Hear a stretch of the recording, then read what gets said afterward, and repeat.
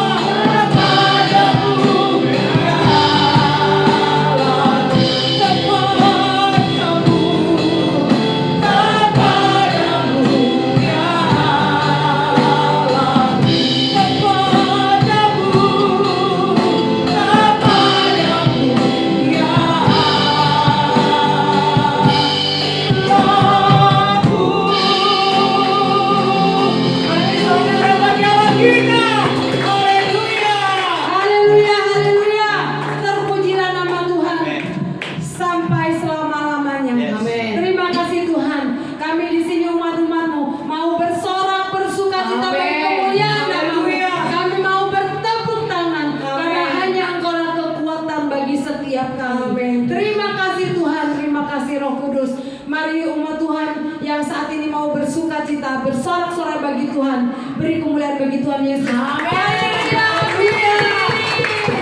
Hanya Yesus kekuatan kita, tidak ada di luar sana selain Yesus. Amin Bapak Ibu. Amin.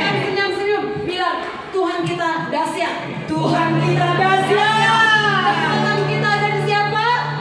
Di Tuhan Yesus. Mari Bapak kita puji Dia. Kekuatan kita hanya dalam tangan Tuhan Yesus. Amin.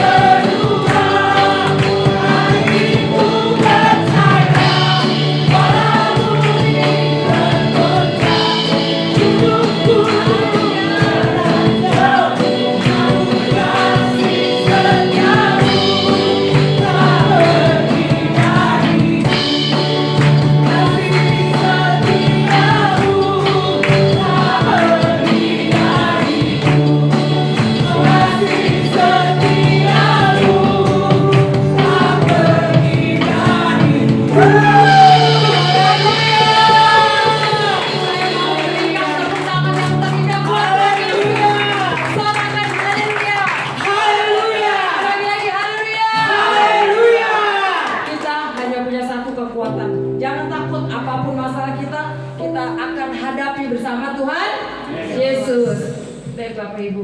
Amin. Biarlah Tuhan yang menjadi sumber kekuatan kita. Amin.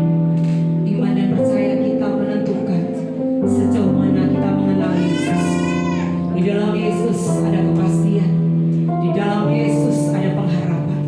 Jangan pernah ragukan kuasa dan pertolongan Tuhan. Sebab hanya nama Yesus yang sanggup menolong saya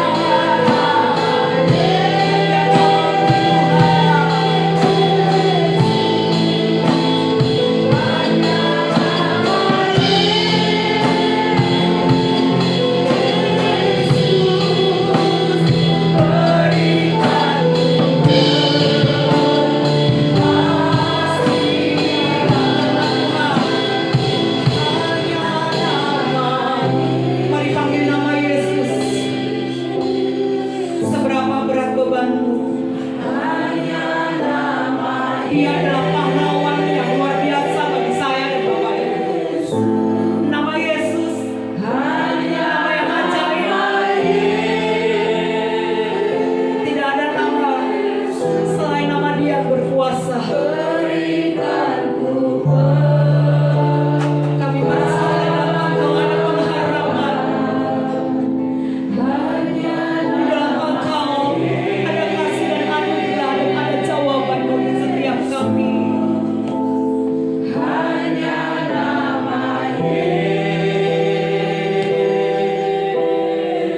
Terima kasih Tuhan.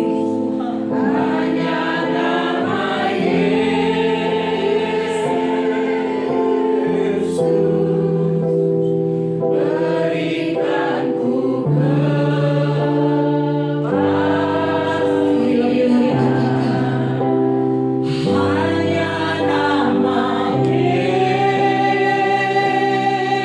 nama Yesus pulihkan kami. Pulihkan kami Tuhan.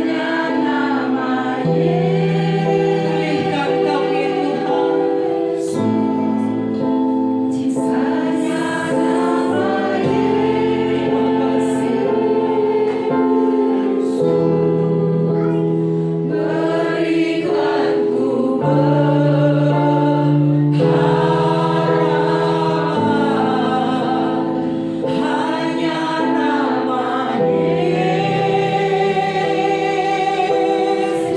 nama-Mu Yesus. Hanya nama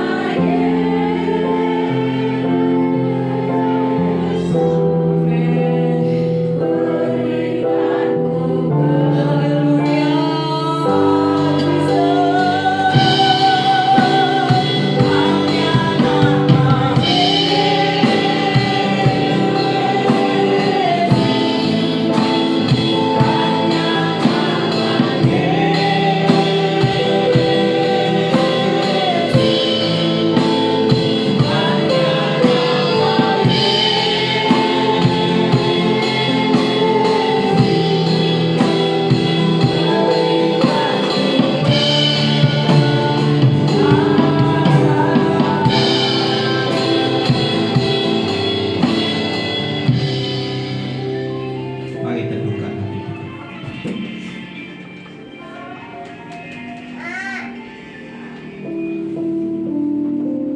Siapa yang akan kita panggil ketika kita menghadapi kenyataan yang pahit, ketika semua usaha kita gagal, ketika apa yang kita harapkan tidak tercapai, ketika kita ditinggalkan oleh orang-orang yang kita kasih. Saudara yang dikasih Tuhan, ada satu nama di saat kita mengalami hal-hal itu. Iya, hanya nama Yesus yang ada bersama dengan kita. Apapun situasi dan kondisi yang kita hadapi, kadangkala ada beberapa peristiwa begitu pahit kita rasakan. Kita berteriak, kita mau lari dari semuanya. Kita berharap lari dari sebuah kenyataan. Kita mengharapkan sesuatu yang lebih baik, tetapi justru keadaannya semakin buruk. Saudara, jangan putus asa. Ada satu nama yang berdiri dengan tegak, berdiri dengan tegak, dan Dia berkata, marilah kepadaku, hai engkau yang letih, lesu dan berbeban berat, aku akan memberikan kelegaan kepadamu. Mungkin kita adalah orang yang tepat, seperti yang Dia katakan. Kita sedang berbeban berat, kita letih lesu, berusaha melewati hari demi hari dengan tangisan, keluhan dan keluhan. Mari saudara, jangan biarkan keadaan, situasi dan kondisi menghancurkan engkau. Bangkitkan lagi imanmu. Datang, penuhi panggilannya, penuhi undangannya. Mari kita datang. Dan janjinya dia akan memberikan kelegaan. Haleluya. Haleluya. Hanya nama Yesus,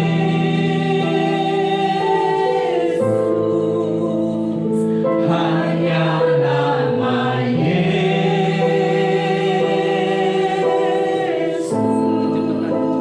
Yesus, hanya nama Yesus,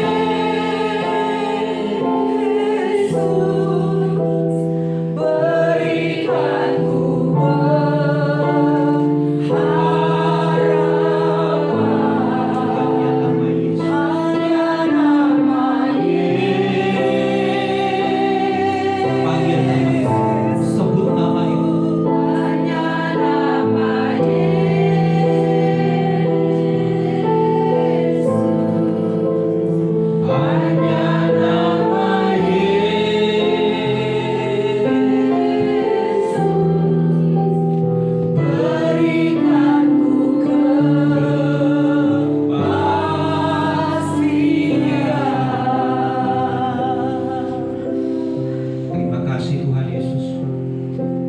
selalu ada.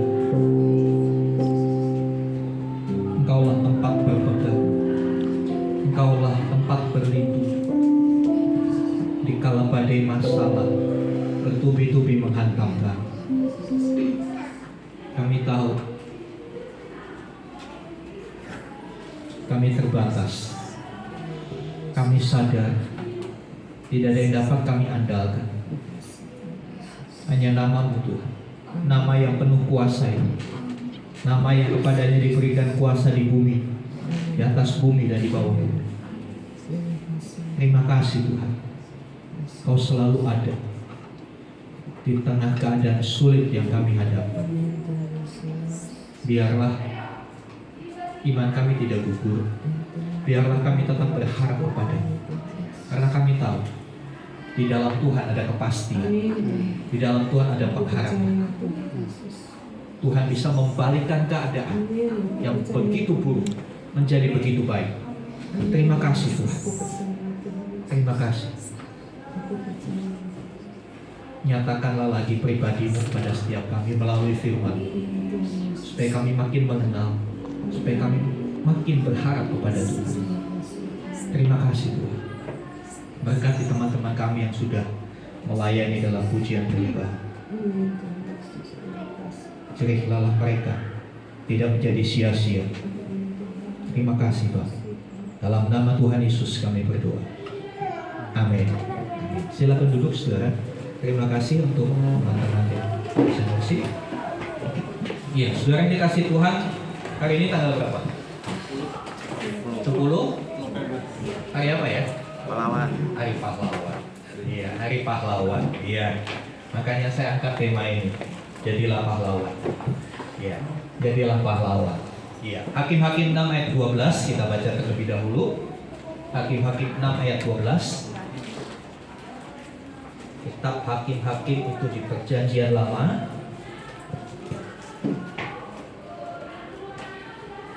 Hakim-Hakim 6 ayat yang ke-12 ini cerita tentang seorang hakim Israel yang bernama Gideon.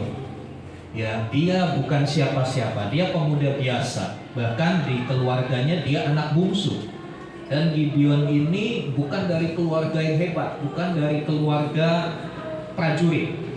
Dia hanyalah seorang petani gandum, orang tuanya petani gandum. Ya. Pada waktu itu Israel di bawah kekuasaan Midian dan bangsa-bangsa sekitarnya. Mereka begitu tertindas.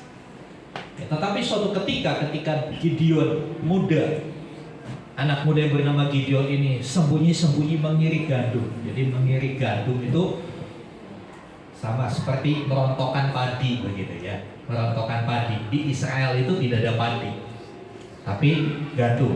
Mereka merontokkan gandum untuk jadikan bahan makanan sambil sembunyi-sembunyi. Dia tidak terang-terangan. Kenapa? Kalau ketahuan musuh, dirampas gandumnya. Di tengah ketakutan yang begitu rupa, datang malaikat Tuhan dan berbicara seperti ini. Ayat yang ke-12. Malaikat Tuhan menampakkan diri kepadanya dan berfirman kepadanya, demikianlah Tuhan menyertai engkau. Apa? Ya pahlawan yang gagah berani. Padahal kalau nanti saudara membaca ayat-ayat sebelumnya, dia sedang ketakutan Gideon ini. Mau ngambil gandum, merontokkan gandum aja sembunyi-sembunyi. Takut sama musuh. Tetapi kenapa malaikat Tuhan datang dan memberikan satu gelar yang istimewa buat Gideon? Ya pahlawan yang gagah perkasa. Ya, pahlawan yang gagah berani. Padahal dia takut. Ini kan ironis sekali. Ini kan sesuatu yang sangat kontradiksi, yang berbeda. Orang takut kok dikatakan pahlawan. Ya. Saudara yang dikasih Tuhan, kita akan lihat apa itu pahlawan. Next. Ya, apa itu pahlawan? Saudara, menurut Kamus Besar Bahasa Indonesia ini artinya pahlawan. Ya, orang yang menonjol. Ya, menonjol bukan karena berat badannya gitu ya. Menonjol karena keberanian dan pengorbanannya dalam membela kebenaran. Pahlawan juga diartikan sebagai pejuang yang gagah berani. Ya, saya garis bawahi kriteria pahlawan di situ. Ada keberanian, ada pengorbanan, dan semuanya itu di dalam satu bingkai yang namanya membela kebenaran. Hari ini banyak orang berani, banyak anak-anak muda yang berani. Berani apa? Berani tawuran. Berani apa? Berani nyoba-nyoba narkoba. Pahlawan bukan? Bukan. Karena pahlawan itu keberaniannya dibingkai dengan kebenaran. Ya, dan orang rela berkorban. Rela berkorban ya sama untuk kebenaran. Banyak orang rela berkorban hari-hari ini. Berkorban untuk apa? Untuk hobinya. Karena dia hobi, punya hobi sesuatu, sampai uang cicilan rumah dipakai buat membiayai hobinya. Hobi main game online, sehingga uang SPP anak dipakai buat itu, berharap nanti bisa menghasilkan lebih daripada itu. Bukan berkorban yang seperti itu seorang pahlawan. Karena seorang pahlawan, keberanian dan pengorbanannya dibingkai dengan dalam kebenaran. Dalam kebenaran. Next. Ya, siapakah pahlawan bagi saudara? Siapakah pahlawan bagi saudara? Next. Ini, saudara kenal 3 foto ini? Anak-anak muda kenal nggak? Saya tes dulu anak muda. Edo kenal nggak yang sana siapa? Siapa? Hah? Yang tengah? Yang sini? Iya, pintar. Ini berarti waktu sekolah PPKN-nya nilainya 100. Karena saya mirip sekali dengan anak-anak muda sekarang. Ya, mereka nggak kenal ini. Mereka kenal slide selanjutnya. Anak-anak muda kita sekarang banyak dikenal ini, ya kan, daripada yang selanjutnya. Apakah 2 slide ini, yang tadi balikin, atau yang ini? Mana pahlawan saudara? Mana pahlawan saudara? Saudara yang dikasih Tuhan, kalau dalam slide pertama, ya kita kenal mereka adalah pahlawan bangsa Indonesia. Karena jasa-jasa mereka kita boleh hidup dalam zaman kemerdekaan. Ya, karena jasa-jasa mereka, ya khususnya jasa R.A. Kartini, ibu-ibu boleh mengecap pendidikan yang setara dengan bapak-bapak, dengan suami-suami. Ya, bahkan beberapa ibu-ibu pendidikannya lebih tinggi. Ya. Bahkan beberapa jadi menteri. Ya. Saudara yang dikasih Tuhan, mereka adalah orang yang berani. Mereka orang yang berani. Walaupun sebetulnya mereka bukan dari kalangan yang hebat. Presiden Soekarno itu bukan anaknya presiden. Iya.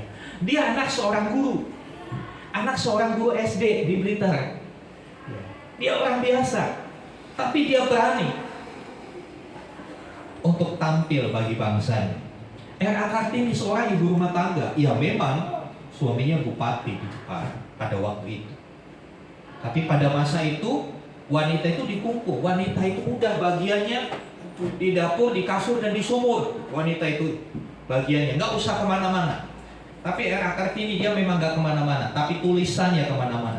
Dia menulis banyak hal, dia membuat esai, dia menuangkan pemikiran-pemikirannya dalam tulisan. Sehingga muncullah buku yang berjudul Habis Gelap Terbitlah Terang. Sudirman juga begitu. Dia bukan tentara. Dia itu sebetulnya seorang pendidik, seorang guru. Tapi karena panggilannya untuk membela bangsanya, dia terjun ke medan perang. Dan saudara yang dikasih Tuhan, ini pahlawan bagi bangsa kita. Ada nilai-nilai yang kita harus belajar dari mereka. Mereka luar biasa. Tetapi sehebat apapun mereka tidak pernah bisa hadir ketika saudara dan saya menghadapi kenyataan pahit. Betul? Ketika kita menghadapi kesulitan, ketika kita menghadapi pergumulan, mereka nggak bisa hadir. Oh, mereka sudah mati. Ya. Apalagi yang kedua, slide yang kedua. Apalagi yang ini hanya hadir di film-film. Ini tidak pernah hadir. Ya. Ketika saudara mogok, saudara nggak bisa panggil yang kulitnya hijau ini untuk ngangkat mobil saudara, nggak bisa. Ini hanya pahlawan dalam ranah fiksi, dalam ranah khayalan imajinasi orang. Ya, next. Ya. Saya mau memperkenalkan pahlawan sejati buat saya, Yesus, pahlawan sejati. Ya. Mari kita baca di dalam Matius 26, 37 sampai 36. Matius 7 ayat 26, Matius 26 ayat 37 sampai 46. Tolong saudara Satria bacakan. Matius 26 ayat 37. Dan ia membawa Petrus dan kedua anak Zebedeus sertanya, maka mulailah ia merasa sedih dan gentar. Lalu katanya kepada mereka, hatiku sangat sedih seperti mau mati rasanya. Tinggallah di sini dan berjaga-jagalah dengan aku. Maka ia maju sedikit lalu sujud dan berdoa. Katanya, ya Bapakku, jikalau sekiranya mungkin, biarlah cawan ini lalu daripadaku. Tetapi janganlah seperti yang ku kehendaki, melainkan seperti yang engkau kehendaki. Setelah itu, ia kembali kepada murid-muridnya dan mendapati mereka sedang tertidur. Dan ia berkata kepada Petrus, tidakkah kamu sanggup berjaga-jaga 1 jam dengan aku? Berjaga-jagalah dan berdoalah, supaya kamu jangan jatuh ke dalam pencobaan. Roh memang penurut, tetapi daging lemah. Lalu ia pergi untuk kedua kalinya dan berdoa. Katanya, ya Bapakku, jikalau cawan ini tidak mungkin lalu, kecuali apabila aku meminumnya, jadilah kehendakmu. Dan ketika ia kembali pula, ia mendapati mereka sedang tidur, sebab mata mereka sudah berat. Ia membiarkan mereka di situ, lalu pergi dan berdoa untuk ketiga kalinya, dan mengucapkan doa yang itu juga. Sesudah itu datang kepada murid-muridnya dan berkata kepada mereka, tidurlah sekarang dan istirahatlah. Lihat, saatnya sudah tiba, bahwa anak manusia diserahkan ke tangan-tangan orang berdosa. Bangunlah, marilah kita pergi, dia yang menyerahkan aku sudah dekat. Iya, saudara, ini peristiwa ketika Tuhan Yesus yang saya sebut pahlawan sejati itu ada di dalam kondisi kemanusiaannya yang sangat takut. Sangat takut. Dia tahu dia bakal disalib. Dan dia tahu hukuman salib itu seperti apa. Hukuman salib itu bukan hukuman masukin ke kamar mandi dikunciin, bukan begitu. Hukuman salib bukan sekedar dipukuli, tapi hukuman salib adalah hukuman mati yang paling kejam pada masa itu. Dia tahu apa yang akan dialaminya. Dia tahu apa yang akan diterimanya. Sebab itu dikatakan, ya, ayat yang kedua, dan ia membawa Petrus dan kedua anak Zebedeus sertanya, maka mulailah ia merasa sedih dan gentar. Bahkan ia berkata, lalu katanya kepada mereka, hatiku sangat sedih seperti mau mati rasanya. Saudara yang dikasih Tuhan, ada ketakutan yang luar biasa pada saat itu. Tetapi kalau kita membaca ayat ini, kita sampai kepada kesimpulan bahwa Yesus siap menghadapi salib itu dengan penuh keberanian. Dia menghadapi apa yang harus dihadapi. Ada keberanian yang membuat dia layak disebut pahlawan bagi kita. Keberanian apa? Keberanian untuk bertanggung jawab apa yang harus dipertanggungjawabkan. Yesus tahu kehadirannya di muka bumi membawa satu misi. Misinya bukan buat jalan-jalan, bukan buat healing, bukan sekedar bikin mujizat, bukan sekedar menyembuhkan orang sakit. Tapi misi yang utama adalah menyelamatkan manusia dari dosa. Dan caranya dia harus mati di atas kayu salib. Misi untuk mati gak gampang, saudara. Gak gampang. Tidak semua orang bisa. Tetapi Kristus, dia berani. Dia punya satu keberanian. Dia mengalahkan dirinya. Dia mengalahkan ketakutannya untuk melakukan misi, membawa orang yang percaya kepadanya pada keselamatan dan kebenaran. Saudara yang dikasihi Tuhan, sebab itu dia layak disebut pahlawan. Dia seorang pemimpin yang sudah selesai dengan dirinya. Ya, banyak pemimpin belum selesai dengan dirinya, sehingga dalam kepemimpinannya dia mencoba mencari sesuatu untuk dirinya sendiri. Tapi Kristus, dia tidak mencari sedikit pun untuk dirinya. Bahkan seluruh dirinya dia korbankan di atas kayu salib. Next, kita lihat yang kedua. Yesaya 53 ayat 4 dan 5. Tolong kembali dibacakan. Yesaya 53 ayat 4 dan 5.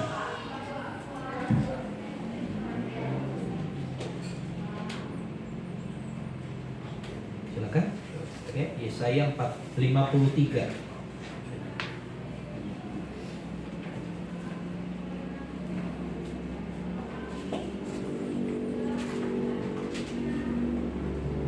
Silakan, Saudara Satria. Tetapi sesungguhnya penyakit kitalah yang ditanggungnya, dan kesengsaraan kita yang dipikulnya. Padahal kita mengira dia kena tulah, dipukul dan ditindas Allah. Tetapi dia tertikam oleh karena pemberontakan kita, dia diremukkan oleh karena kejahatan kita. Ganjaran yang mendatangkan keselamatan bagi kita ditimpakan kepadanya, dan oleh bilur-bilurnya kita menjadi sembuh. Iya. Saya ulangi, tetapi sesungguhnya penyakit kitalah yang ditanggungnya, kesengsaraan kita yang dipikul. Padahal kita mengira dia kena tulah, dipukul dan ditindas Allah. Tetapi ia tertikam oleh karena pemberontakan kita. Dia diremukkan karena kejahatan kita. Ganjaran yang mendatangkan keselamatan bagi kita ditimpakan kepadanya, dan oleh bilur-bilurnya kita menjadi sembuh. Ayat ini memberikan satu gambaran bahwa apa yang Yesus lakukan di atas kayu salib dalam hukuman matinya dengan cara disalib itu adalah sebuah pengorbanan terbesar bagi saudara dan saya. Ya. Dia diremukkan karena kita, karena kejahatan kita. Ya. Dia kesengsaraan kita yang ditanggungnya. Ya. Dia tertikam karena pemberontakan kita. Ada satu pengorbanan yang tidak ternilai. Siapakah orang yang paling banyak berkorban bagi kita? Mungkin ibu kita, ayah kita. Tapi apakah mereka sampai mati untuk kita? Sampai harus disiksa untuk kita? Hanya pribadi Yesus yang melakukan itu dengan sempurna untuk saudara dan saya. Mungkin bagi orang yang benar, banyak orang yang mau berkorban, ya kan? Banyak orang mau membela, ya. Apalagi bagi orang yang mau bayar, banyak yang mau bela, ya kan? Ya. Karena kadang-kala hukum di dunia ini kan maju tak gentar membela yang bayar. Tetapi Kristus, dia mau berkorban buat kita yang nyata-nyata salah, buat saudara dan saya yang nyata-nyata pemberontak, buat saudara dan saya yang nyata-nyata hidup di dalam kejahatan. Dia lakukan. Karena kasih. Karena dia begitu mengasihi saudara dan saya. Ada satu pengorbanan yang tidak ternilai, tidak terkatakan. Ya, sampai harus diremukkan. Kata-kata diremukkan dalam Yesaya 53 ini memang ditulis dalam bentuk puisi. Tetapi ketika kita melihat kenyataan sejarah bahwa kematian Yesus di atas kayu salib benar-benar satu siksaan yang maha dahsyat, yang paling dahsyat sepanjang manusia pernah ada di muka bumi. Dia dihancurkan benar-benar. Tidak terhitung berapa banyak luka, tidak terhitung berapa banyak lebam, tidak terhitung berapa liter darah yang dia curahkan bagi saudara dan saya. Apakah kita masih menganggap remeh pengorbanannya yang demikian? Dia lakukan itu untuk kita, saudara. Ya, next. Ya, Yohanes 15 ayat 13. Tolong saudara sekali lagi. Yohanes 15 ayat 13. Yohanes 15 ayat 13. Tidak ada kasih yang lebih besar daripada kasih seorang yang memberikan nyawanya untuk sahabat-sahabatnya. Ya, tidak ada kasih yang lebih besar dari seorang yang menyerahkan nyawanya.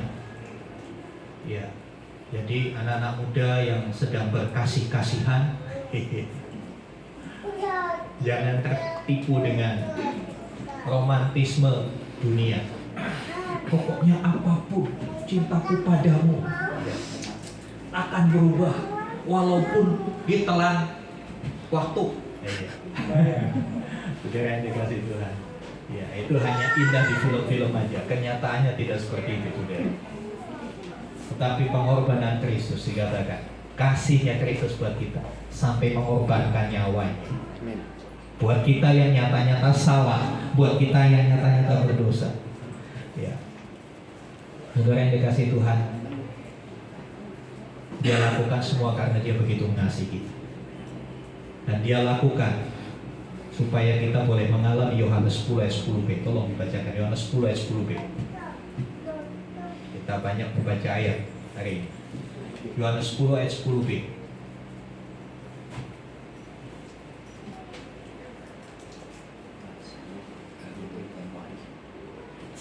Silakan. Aku datang supaya mereka mempunyai hidup dan mempunyainya dalam segala kelimpahan. Ya, Yesus datang, Yesus mati buat kita supaya kita mempunyai hidup. Kenapa dikatakan supaya kita mempunyai hidup? Apakah kita mati? Ya, kita mati karena dosa. Karena upah dosa adalah maut. Dia tidak mau kita mengalami kematian kekal.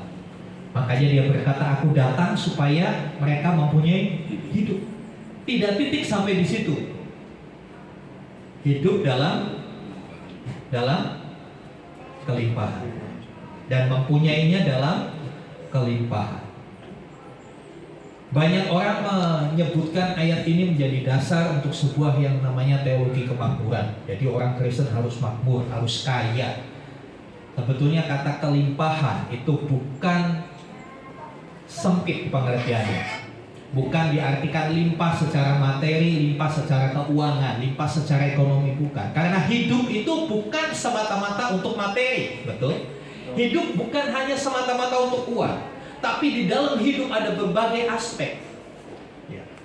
Ada berbagai aspek, bukan hanya uang, tapi hidup harus sehat, betul? Mau saudara kaya banyak uang tapi sakit-sakitan? Tentu tidak, ya kan? Atau saudara banyak uang tapi gak pernah ada sukacita dalam hatimu. Rumah tanggamu selalu ribut terus.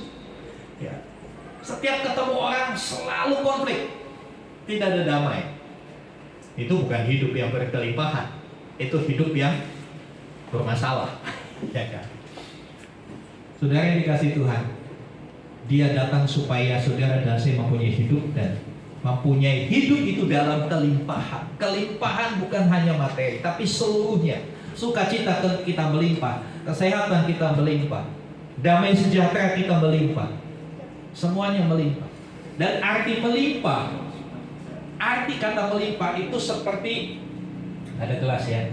Satu gelas kalau diisi air sampai luber. Ya, Indonesia lebih mengenal kata luber daripada melimpah. Lu isi air terus. Melimpah itu seperti itu. Artinya apa?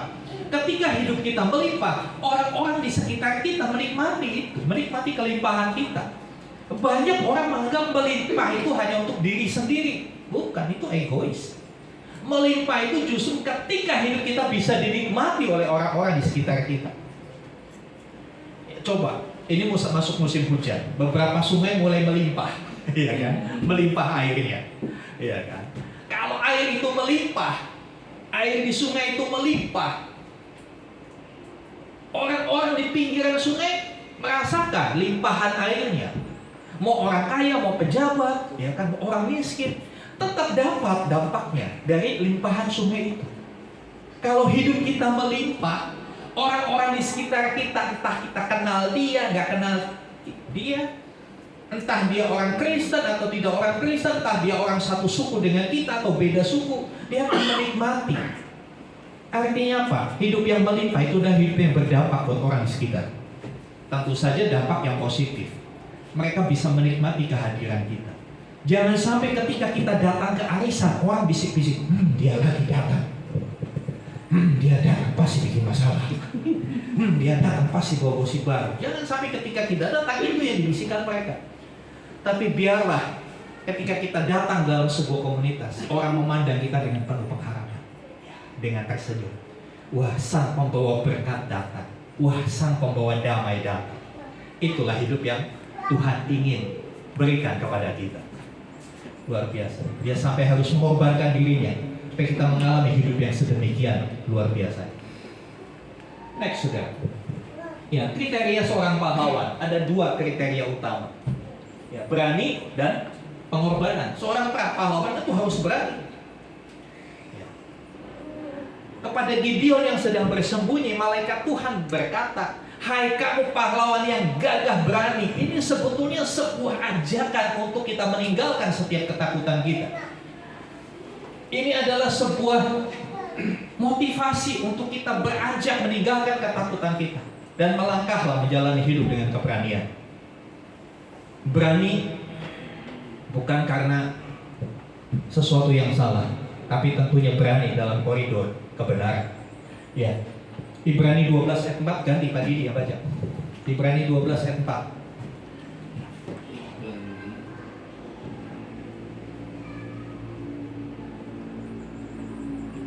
Ibrani 12 ayat 4. Disambung Elvis 1 Tesalonika 2 ayat 2. Siap. Dalam pergumulan kamu melawan dosa, kamu belum sampai mencucurkan darah. Ya, dalam pergumulan kamu melawan dosa, kamu belum sampai berdarah-darah. Ya.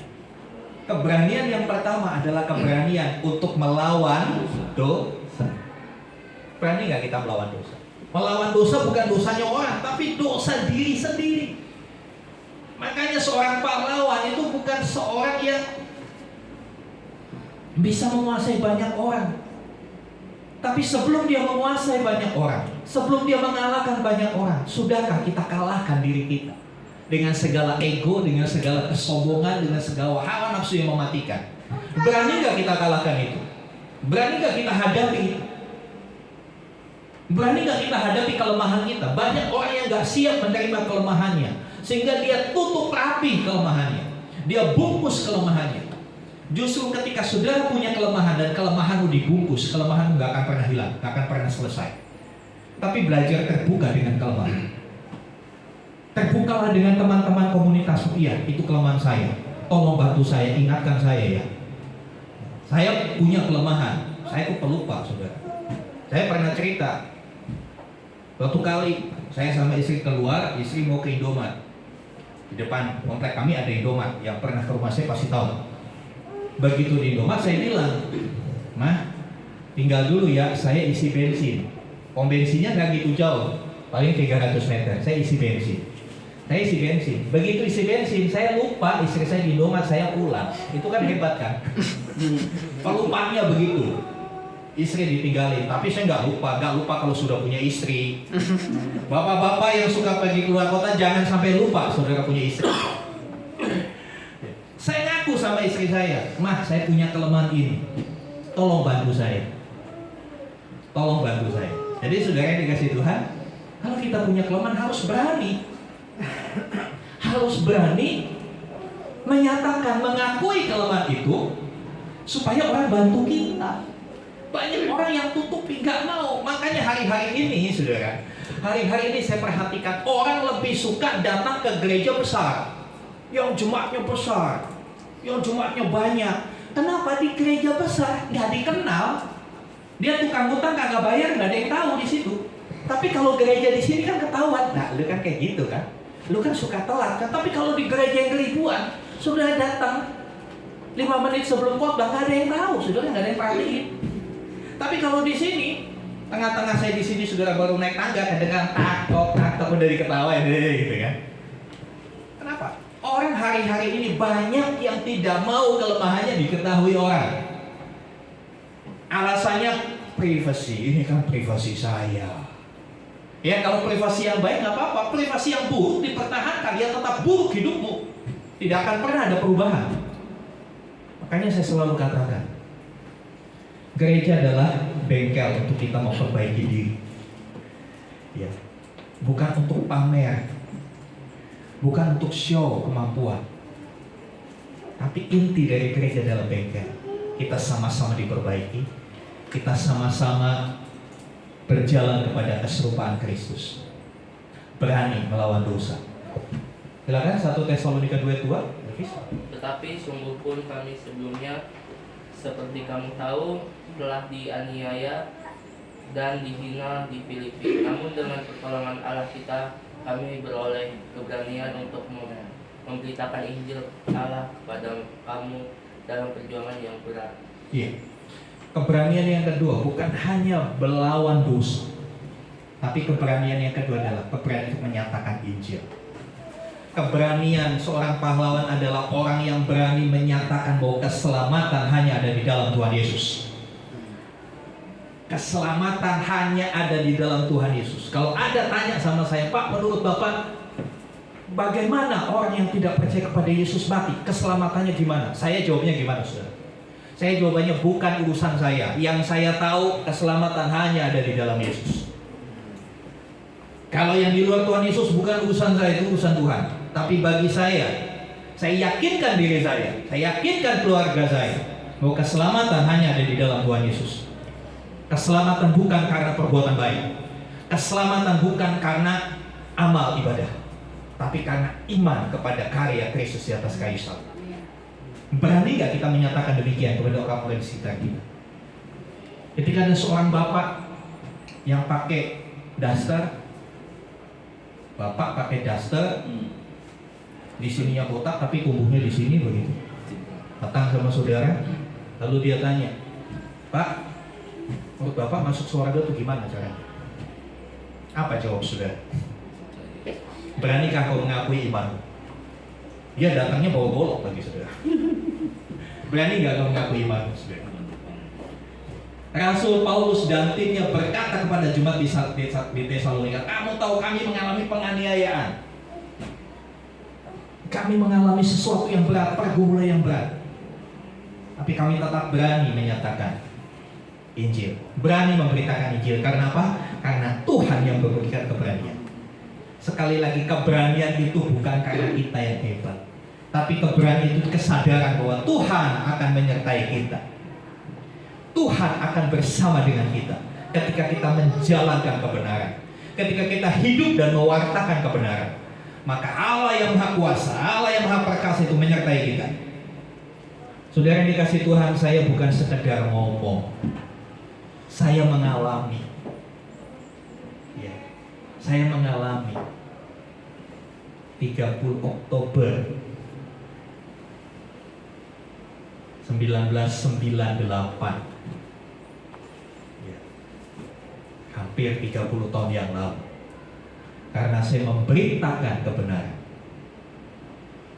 200 orang kurang lebih mendatangi tempat saya bermalam dengan berbagai senjata. Mereka cari saya untuk dibunuh. Saudara yang dikasih Tuhan, saya mengalami, dan saya menganggap itu adalah anugerah karena Injil. Saya tidak pernah menyesali peristiwa itu terjadi. Tapi justru saya bersyukur saya boleh mengalami penderitaan karena Injil. Jadi seorang pahlawan adalah seorang yang berani mengakui kesalahannya, memperbaiki kesalahannya, melawan dosa. Kadang-kala kita berani melawan dosa, tapi dosanya orang, betul gak? Dosanya orang lain kita lawan, kita kritisi habis-habisan, kita salah-salahkan, bahkan kita maki-maki. Tapi bagaimana dengan dosa kita? Kita biarkan atau kita lawan? Seorang pahlawan berani seperti Tuhan Yesus, dia selesai terhadap dirinya. Di Getsemani dia selesai terhadap dirinya dengan dia berkata, bukan kehendakku yang jadi, tapi kehendak. Seringkali kita dibalik, biarlah kehendakku yang jadi Tuhan, jangan kehendak Tuhan, karena kehendak Tuhan itu susah. Saudara, setelah kita menang terhadap diri kita sendiri, kita akan punya keberanian menyatakan kebenaran. Nah, kemudian kriteria pahlawan selanjutnya adalah pengorbanan. Ya. Roma 12 ayat 1, ayat yang begitu terkenal.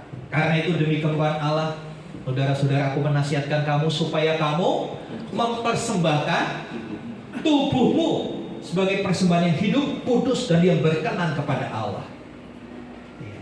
Sudahkah kita mempersembahkan tubuh kita untuk dipakai menjadi alat-alat kebenaran? Mempersembahkan tubuh itu bukan berarti waktu Idul Adha kita datang ke masjid, saya mau korban nih, potong. Nggak laku lagi, saudara. Iya. Tapi persembahkan tubuh adalah menyerahkan anggota-anggota tubuh untuk dipakai menjadi senjata kebenaran. Apa artinya? Anggota tubuh salah satu yang paling gampang apa? Mulut. Sudahkah kita mempersembahkan mulut kita untuk selalu berkata benar?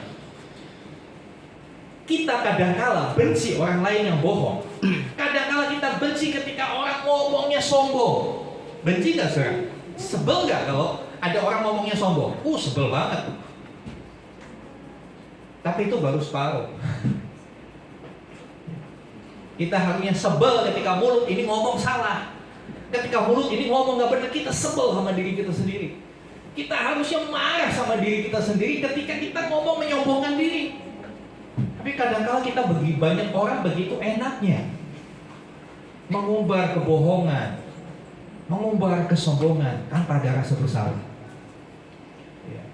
Istilah saya, kadang-kala ada orang yang merendahkan diri di atas bukit. Jongkok tapi di atas bukit ya tetap tinggi, saudara.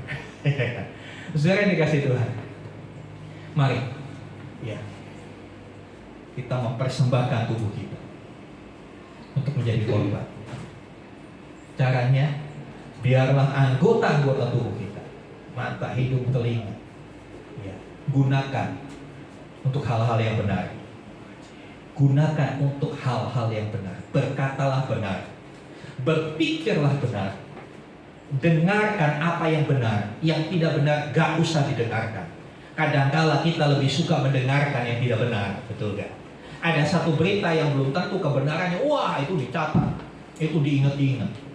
Bahkan bukan hanya itu, ya, disebarkan, di forward ke yang lain. Tahu nggak? Kemarin ibu itu jalan sama berondong begini. Disebarkan. Padahal berondong itu anaknya yang dari luar kota baru pulang. Gitu. Nah, secara yang dikasih Tuhan, kadang-kala kita lupa untuk menggunakan anggota-anggota tubuh kita menjadi alat-alat kebenaran. Kita lebih suka menyerahkan anggota-anggota tubuh kita untuk dipakai hal yang tidak benar.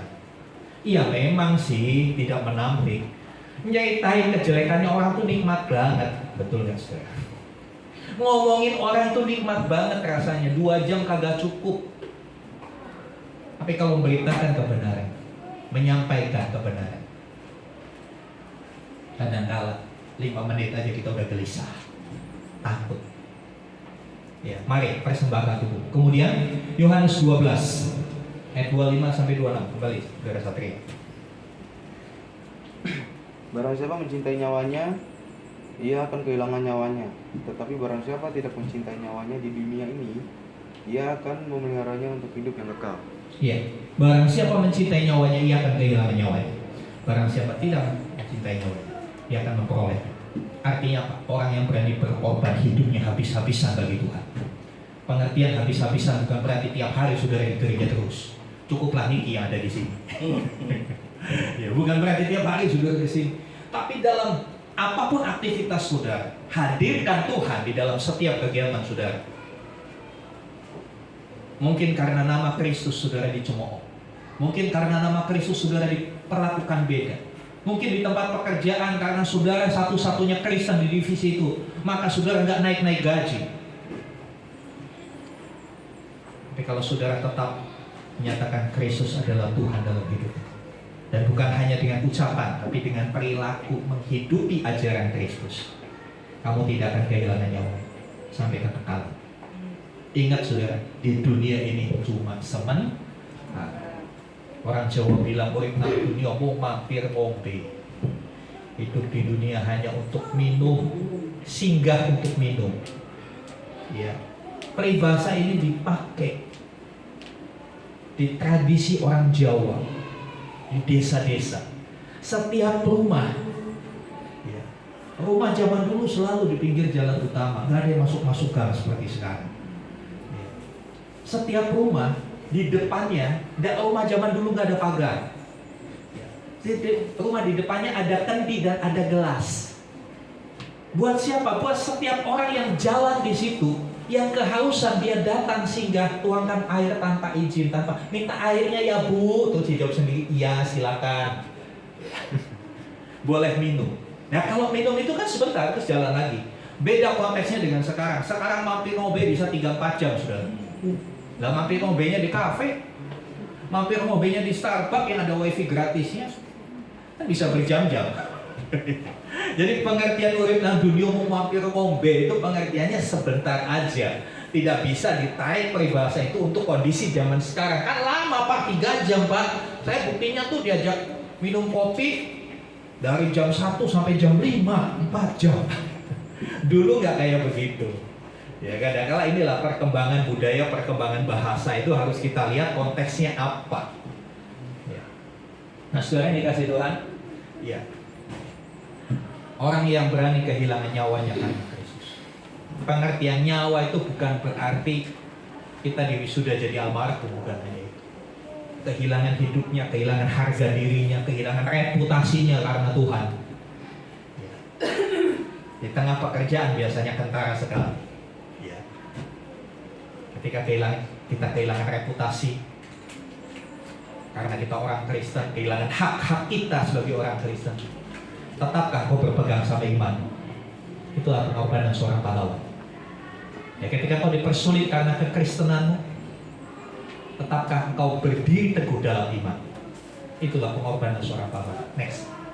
Ya, bagaimana menjadi pahlawan? Kan pertanyaannya begitu.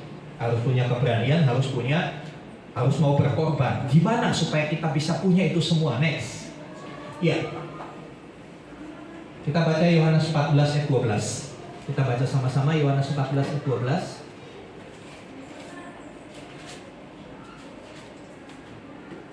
Kita baca sama-sama Yohanes 14 ayat 12. 2, 3. Aku berkata kepadamu, sesungguhnya barang siapa percaya kepadaku, ia akan melakukan juga apa? Pekerjaan-pekerjaan yang aku lakukan, bahkan pekerjaan-pekerjaan yang lebih besar daripada itu, sebab aku pergi kepada Bapa. Ayat ini dahsyat. Ayat ini merupakan satu jaminan. Kalau kita mau berpegang teguh percaya kepada Yesus Kristus sebagai Tuhan dan Juru Selamat, kamu akan melakukan apapun yang Yesus lakukan. Jadi kalau Yesus menyembuhkan orang sakit, saudara bisa menyembuhkan orang sakit ya? Bisa, tanpa harus sekolah kedokteran. Kalau saudara percaya kepada Yesus, ini jaminannya, kamu akan melakukan apapun yang aku lakukan. Bahkan dikatakan apa? Bahkan pekerjaan-pekerjaan yang lebih besar yang Yesus pernah, daripada yang Yesus pernah lakukan. Kalau percaya kepada Kristus, kita bisa lakukan hal yang lebih besar. Artinya, kalau Yesus adalah pahlawan, kita juga bisa jadi pahlawan. Pahlawan buat siapa? Minimal buat keluarga. Amin. Minimal buat keluarga. buat gereja, buat lingkungan.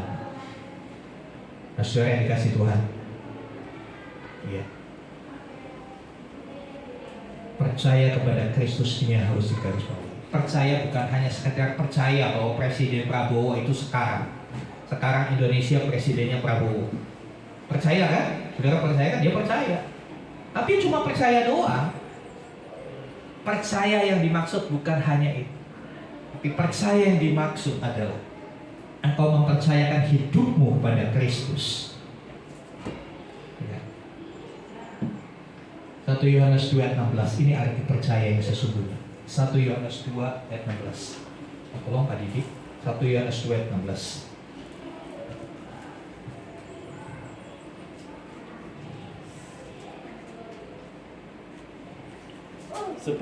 Sebab semua yang ada di dalam dunia, yaitu keinginan daging dan keinginan mata serta keangkuhan hidup, bukanlah berasal dari Bapa, melainkan dari dunia.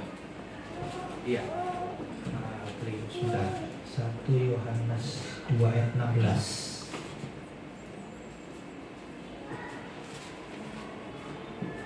Maaf, 2 itu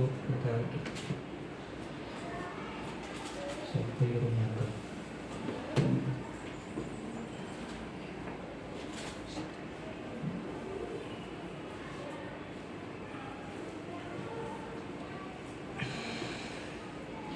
Ayat 6 bukan ayat 16, maaf.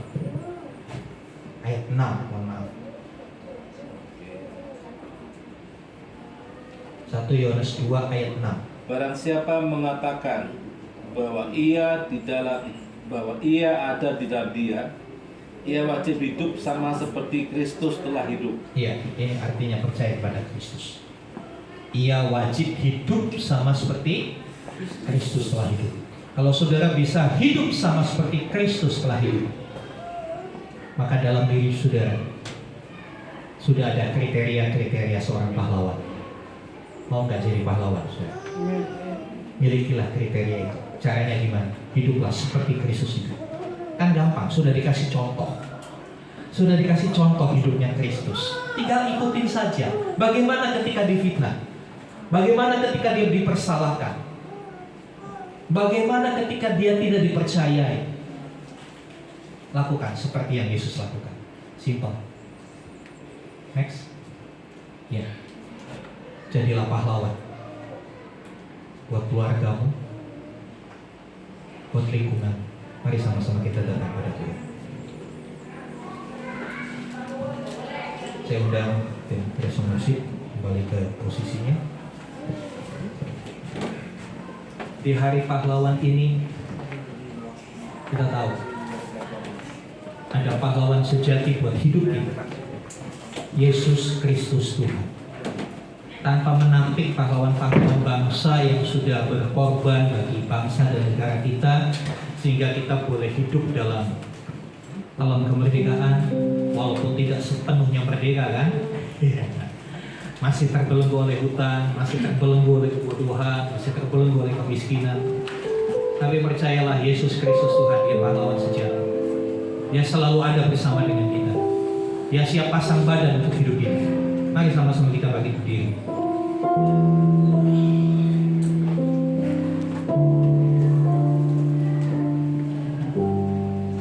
Musik naikkan pujian tadi, hanya nama Yesus.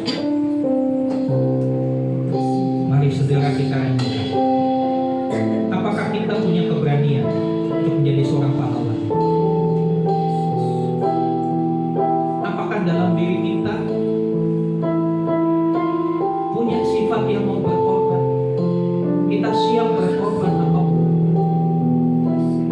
Atau sebaliknya, kita mengharap orang berkorban buat kita? Kita mengharap biar orang lain yang berani, saya di belakang aja. Ya, saya tahu pahlawan-pahlawan iman sebagian besar mereka seperti itu. Pada awalnya mereka takut, pada awalnya mereka minder.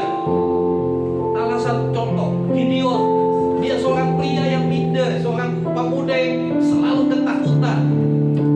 Tapi justru orang-orang yang takut itu dipilih Tuhan. Tuhan bisa ubahkan kita. Tuhan bisa setiap kelemahan kita Dia ubahkan sehingga kita bisa tampil menjadi pahlawan-pahlawan di abad ini. Menjadi pahlawan tidak perlu mengangkat senjata dengan istilah perang jihad atau apa. Itu bukan zamannya lagi. Menjadi pahlawan dalam konteks firman Tuhan. Engkau berani untuk hidup benar di tengah ketidakbenaran lingkungan. Kau berani menyatakan yang A adalah A, ya di atas ya, dan kau berani berkorban. Waktumu untuk kau beribadah bukan hanya di hari Minggu. Waktumu di pagi hari untuk kau membaca renungan yang saya berikan, untuk kau berdoa tiap hari. Itu adalah salah satu bentuk kepahlawanan kita. Dia sudah berjalan di depan pahlawan itu. Kita tidak tinggal mengikuti jejaknya. Kita tinggal mengikuti langkahnya. Bukankah hal-hal seperti ini hal yang biasa? Banyak orang ikut seminar dari seorang pengusaha sukses. Judul seminar itu Rahasia Kesuksesan. Kita ikut. Kita mencontoh apa yang pengusaha itu lakukan supaya kita bisa sukses. Saudara, ada orang yang begitu sukses, ada pribadi yang begitu sukses yang sudah nyatakan dirinya dalam satu buku yang namanya Alkitab. Tinggal kau pelajari dan ikuti jejaknya. Maka kau menjadi seorang pahlawan yang gagah perkasa. Mari kita kembali panggil nama itu. Hanya nama Yesus.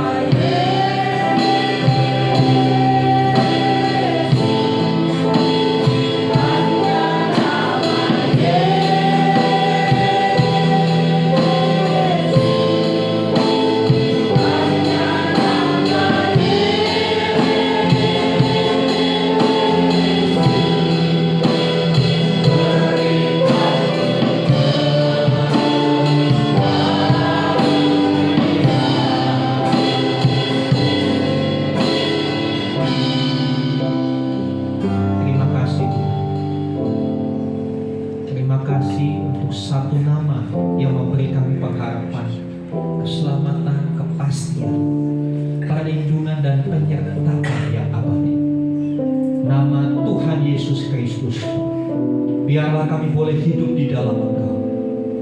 Dengan kami mengikuti, meneladani apa yang sudah Tuhan lakukan.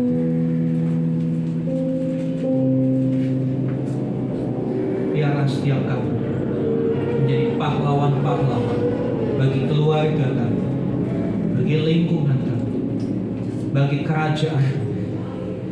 Karena kami tahu DNA pahlawan itu ada dalam diri kami.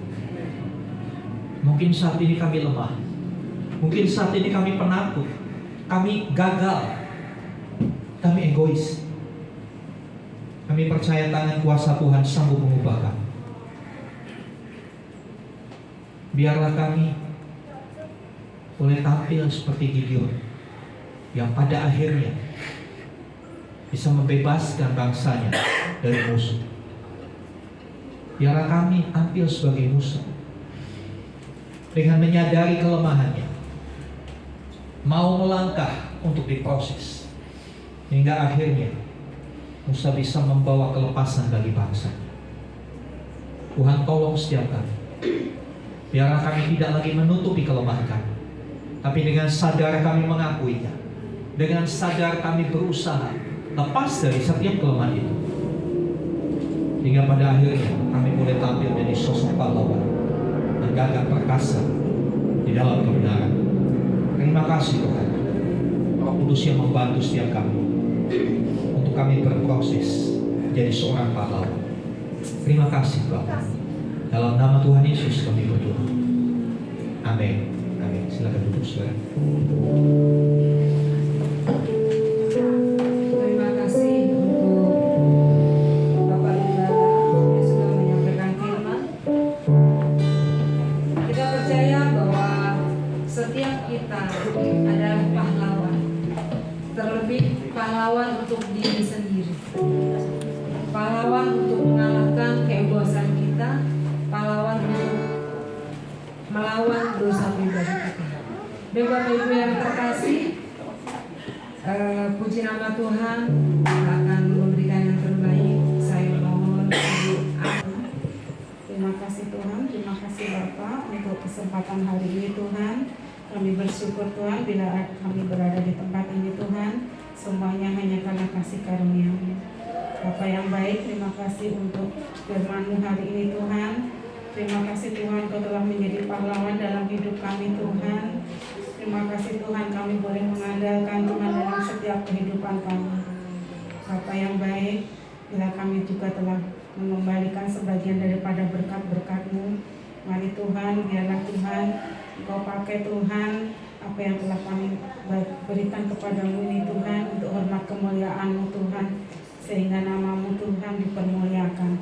Terima kasih Tuhan. Terima kasih Yesus. Kami serahkan Tuhan semua jemaat-Mu Tuhan di tempat ini Tuhan ke dalam tangan-Mu. Dalam nama Tuhan kami Yesus Kristus kami berdoa dan mengucap syukur. Haleluya. Amin. Naikkan doa syafaat. Yang bertugas doa syafaat Ibu Dota. Mari sama-sama kita balik berdiri dan naikkan doa syafaat. Oh ya, untuk komsel minggu ini bagian mana? Tipo ya kalau nggak salah ya. Oke, nanti bisa lihat di grupnya. Kita bersatu dalam doa. Bapa yang baik, kami ucap syukur di pagi hari ini Tuhan buat kebaikan-Mu sepanjang minggu. Engkau selalu ada untuk kami sehingga kami bisa ibadah hari ini. Terima kasih Tuhan buat penyertaan-Mu. Bapa yang baik, kami juga bersyukur pada pagi hari ini kami sudah mendengar firman Tuhan bahwa Kristus adalah pahlawan yang sejati buat kami. Terima kasih Bapa, biarlah kami juga jadi pahlawan Tuhan buat sekeliling kami, buat keluarga kami, buat gereja-Mu Tuhan. Terima kasih Bapa. Kami berdoa buat hamba-Mu Tuhan, biarlah Kau memberkati mereka Tuhan, mengalirkan berkat-Mu, biarlah berakibat keluarga hamba-Mu Tuhan, biarlah mereka Engkau cukupkan segala keperluan mereka Bapa. Terima kasih Yesus, kami berdoa untuk bangsa dan negara kami Indonesia, Tuhan yang Engkau yang melindungi negara kami ini Tuhan, dalam negara kami damai Tuhan. Berkati Bapak Presiden Prabowo sama wakilnya Gibran Tuhan, sama kabinetnya yang baru, dan mereka sampai ke jajaran yang paling RT RW Tuhan, berkati biar mereka melakukan tugasnya dengan takut Tuhan. Biarlah negara kami ini negara yang penuh damai Tuhan. Kami berdoa juga untuk Natal kami Tuhan tanggal 15 Desember Tuhan, berkati Bapak. Kami percaya Tuhan Engkau yang mencukupkan segala biayanya. Kami percaya juga Natal kami berjalan lancar Bapak. Bapak yang baik, kami serahkan jemaat ini ke dalam tangan-Mu sepanjang minggu ini Tuhan yang kami akan jalani. Kami berserah dalam tangan Tuhan. pimpin kami Bapa, biar kami berjalan di dalam kebenaran Tuhan. Berkati kami semua Tuhan. Kami mau pulang Tuhan, kami serahkan ke dalam tangan-Mu kami. Kami mau nerima berkat-Mu dari hamba-Mu. Mari saudara, buka hatimu, angkat tanganmu kepada Tuhan. Nah sekarang terimalah rahmat anugerah dari Bapa di surga, di dalam kasih dan karya Tuhan Yesus Kristus, Sang Pahlawan sejati, bersama-sama persekutuan pengurapan Roh Kudus, penghibur yang baik. Terimalah berkat-berkat jasmani, terlebih lagi berkat rohani. Jadilah berkat dimanapun Tuhan menempatkan kita, di sekolah, di pekerjaan, di lingkungan. Kiranya nama Tuhan dipermuliakan dalam hidup kita. Karena itu pergilah, jadikanlah semua bangsa muridku. Baptislah mereka dalam nama Bapa, Anak, dan Roh Kudus. Dan ajarlah mereka melakukan segala sesuatu yang telah kuperintahkan kepadamu. Dan ketahuilah aku menyertai kamu senantiasa sampai kepada akhir zaman. Demikianlah Tuhan Yesus akan datang kembali, menjemput kita semua, membawa kita masuk ke tempat yang telah Dia sediakan, supaya di mana Tuhan Yesus berada, di situ pun kita boleh pergi. Dengan penuh iman kami terima berkat Tuhan di dalam nama Tuhan Yesus Kristus. Haleluya. Amin. Kiranya